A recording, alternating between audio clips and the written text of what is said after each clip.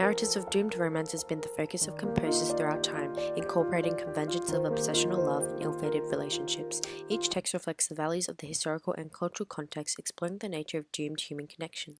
As such, the Victorian era is dominated by the norms of patriarchal society, female subservience, and social class, depicted in Robert Browning's poems My Last Duchess and Porphyria's Lover.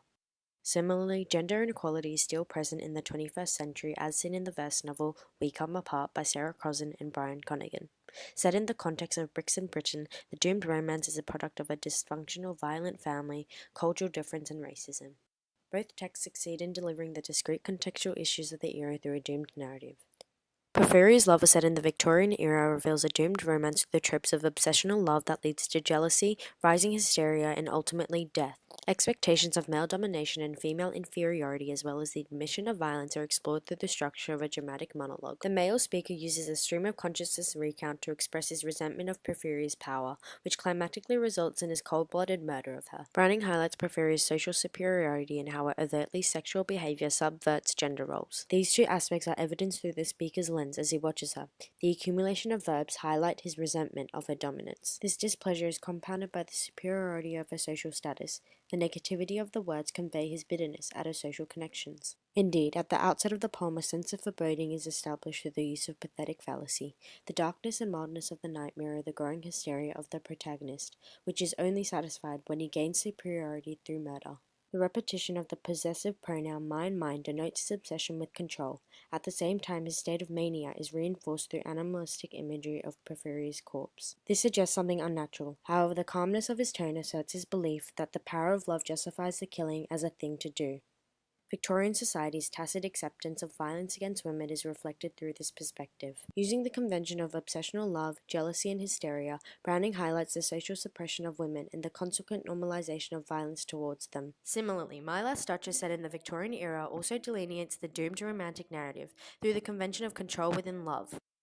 The dramatic monologue exposes a hubris man valuing social class above morals in a patriarchal society corrupting women.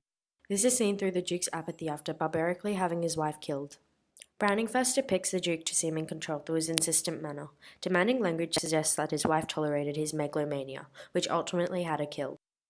Browning's use of a long verse, including enjambments, display the Duke is becoming obstreperous and perhaps losing control as he did his wife. The pauses imply the Duke is being euphemistic and restraining his hatred of the Duchess as he continues to degrade her. This echoes the historical values of the 19th century where women were maltreated.